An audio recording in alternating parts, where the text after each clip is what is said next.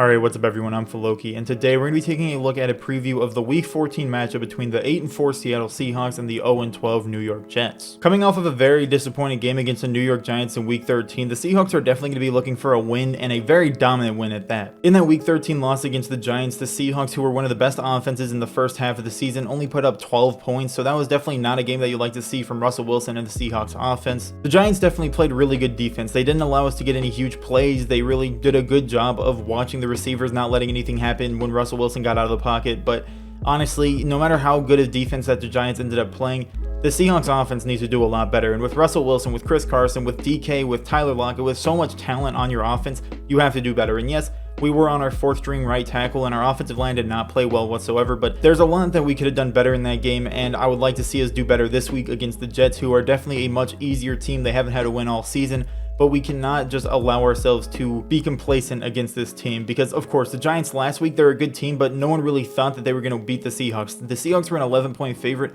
and they just did not play well. They seemed like they didn't really care out there. Their defense played all right, but their offense seemed like they underestimated the Giants, and, I mean, we played really poorly because of it. We could have done a lot better on the offensive side of the football. We could have done better on the defensive side, but our defense played pretty well other than that third quarter, and we can't do the same thing for the Jets. The Jets, of course, don't have a win on this season, and they're not really the greatest of teams. Their rankings offensively and defensively are not good whatsoever, but we can't come out with the same mindset that we had last week against the Giants and just underperform and end up losing this game to a team that we definitely should beat. It'll be interesting to see what the Jets do on defense this game after firing their defensive coordinator Greg Williams after he called a cover zero all-out blitz on a last-second Hail Mary play in that last Raiders game that basically forced them to lose. The Jets also traded away Avery Williamson earlier on in the season, so it'll be interesting to see how their defense fares, and I mean, they haven't been a good defense this season whatsoever, but maybe with a different person running the defense, they'll be a little bit better.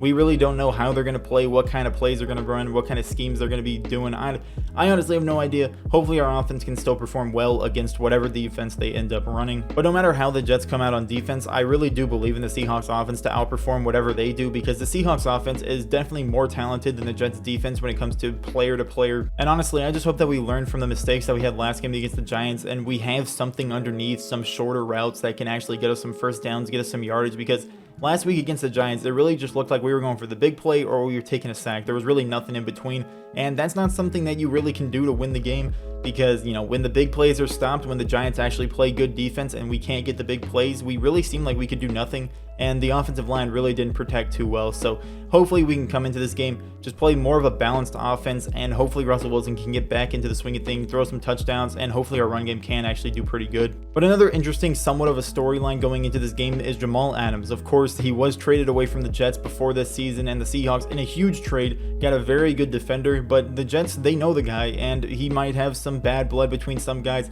He may not. Who knows how this game's going to go? Maybe Jamal Adams, it's a revenge game for him. He has said that he's not too worried about having a revenge game. He just wants to play it like a normal game. But of course, playing against a former team, you kind of expect Jamal Adams to have somewhat of a revenge game kind of going, but who knows how it's going to go? Maybe Jamal Adams will come out, have an insanely good game because he just is on that revenge trail. He wants to get back at his team for trading him, or maybe the Jets, they know how to stop the guy. They had him for so long. Maybe they know exactly what to do to stop him from destroying their offense, and maybe just Jamal Adams does absolutely nothing. Who knows? We'll see what happens, but it'll definitely be interesting to watch Jamal Adams in this game against the Jets. But now to move into the injuries for this game, for the Seahawks, we are doing a lot better when it comes to injuries from last week and weeks prior, but we still do have some pretty significant injuries. Brandon Shell will be coming back, so it'll definitely be nice not to have to rely on our fourth string right tackle once again like we did last game.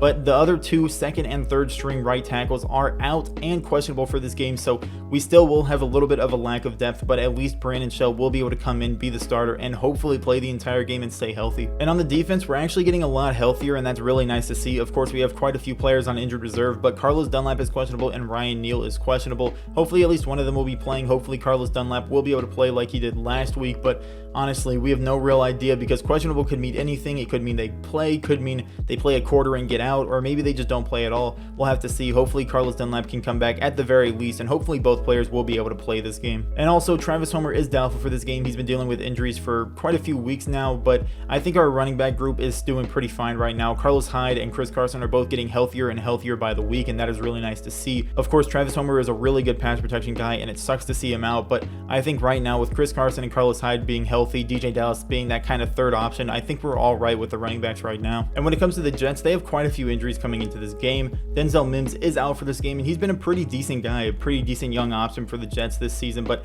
he is going to be out this game. They also have a few other people that are out. Don't really know too much about him, haven't heard too much about him, but they do have a lot of people out for this game. Jamison Crowder and Frank Gore are both questionable for this game, and those are some pretty big guys for their offense. You know, Jamison Crowder, he's pretty underrated. No one really talks about him, but he is someone that under the radar gets a lot of production, makes a lot of plays. And Frank Gore, I mean, he's an old man, but he definitely is able to run the ball. He's able to push through the pile and just get touchdowns, get yards. So it would be pretty bad for the Jets if both of those guys were out, because Jamison Crowder, he is definitely a great guy on their offense. But even if Jamison Crowder doesn't play, we have to watch out for Brashad Perriman. That guy is actually really good. He's a great deep threat, and honestly, if we lose track of the guy, he can make some big plays on us. So either way, Jamison Crowder, if he plays, he's going to be a pretty big threat for us. And if he doesn't, or if he does, Brashad Perriman is someone that we definitely need to watch out for. And for Frank Gore, if he does play, that'll be good for the Jets. That'll be a nice power back for them to have. But if he doesn't, they got some pretty good production last week from Ty Johnson and Josh Adams. So we still need to watch out for those guys because they did really well last week. But overall, when it comes to the injuries, the Jets, surprisingly enough, are doing worse than the Seahawks are right now. The Seahawks, they've had a lot of injuries. They have a lot of people on injured reserve. But when it comes to week injuries,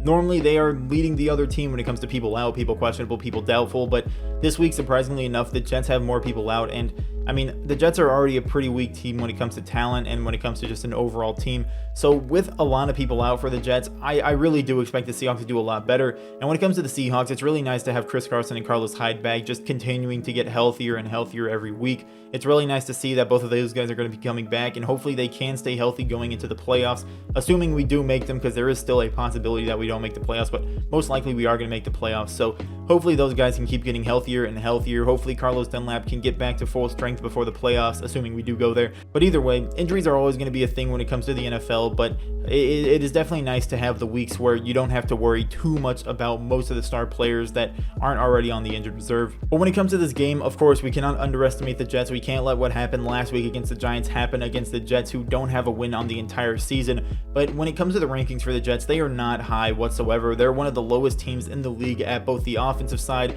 and the defensive side. Really, the only good thing they have going for them is their run defense, which is 11th in the league. But the Jets, they're still not a great team when it comes to talent. They're definitely a team that is going to be going into next season rebuilding. They've been rebuilding, and hopefully they can have a good draft, because the Jets are a team that, I mean, they have a lot of draft picks. It'll be interesting to see if they draft Trevor Lawrence or do whatever else they do in the draft. But right now, when it comes to this game, the Jets are not a talented team. This is a team that the Seahawks should 100% beat.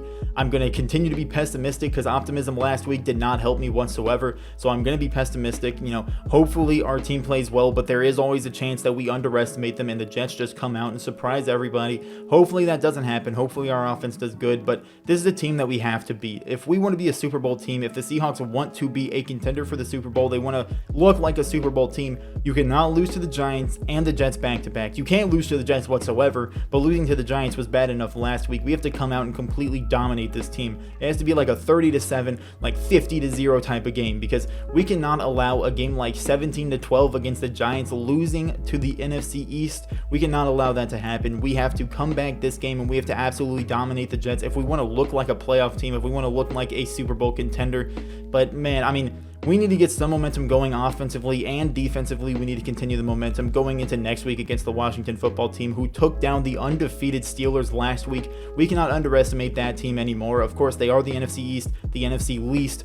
But, I mean, we can't underestimate these teams anymore. We saw what happened when we underestimated the Giants, and we're going to see what happens if we underestimate the Washington football team. Some really good defenses that can still have teams offensively that can hold their own. We have to be able to come out and we have to win games that we're supposed to win, and we have to continue to do good offensively. We can't rely solely on the big plays. We need to get the run game going. We need to get some pretty medium, short, or underneath balls, just passing the ball. We need to do a lot more than just big play or nothing. But hopefully this week we can come out against the Jets, who are definitely an inferior team when it comes to talent, and beat them convincingly, because last week against the Raiders, they showed some signs of actually being pretty good, but on that last play, it really looked like they forgot that they wanted to lose every single game this year to get the number one pick, and they decided, cover zero, all-out blitz, Hail Mary play. What are they going to do? Run past us? And then that's exactly what Henry Ruggs did. So hopefully this week, the Jets just decide that they want to lose this game and they play zero offense and zero defense. That'd be amazing to get the momentum going for the offense and the defense. But I mean, I don't think that's going to happen. It is the NFL. Players want to play well. Coaches want to play well. So we'll see what happens this game. Hopefully this is going to be a good game for the Seahawks offense and for the Seahawks defense. Hopefully it will be a dominant victory. But going into this game, my prediction is, I mean, I'm going to be pessimistic. I'm going to say that it's going to be a close game. I'm going to say 27-24. You know, our offense recently hasn't done too well, and our defense, they've done all right. They've done the bare minimum that they need to do for our offense to be able to win in the game, and the offense hasn't done too great recently. So hopefully this game we can do better than 27-24 or something like a 27-21, but I don't really have much faith in our team after last week against the Giants. So my prediction, I'm going to officially go with 27-21 for the Seahawks winning the game, but I'm going to hope that it's going to be a lot better, a lot more dominant of a game for the Seahawks. But with that, that's going to do it for this video. Let me know down below what you think is going to happen in this game. How will the Seahawks do? How will the Jets do? And I'm going to continue to be pessimistic. I mean, optimism last week against the Giants did not really work too well. It just made the loss even worse because I was really confident about that game. But like I said, let me know down below in the comments what you think. Leave a like if you enjoyed the video. Subscribe if you're new. And with that, I'd like to thank you for watching. Have a great day.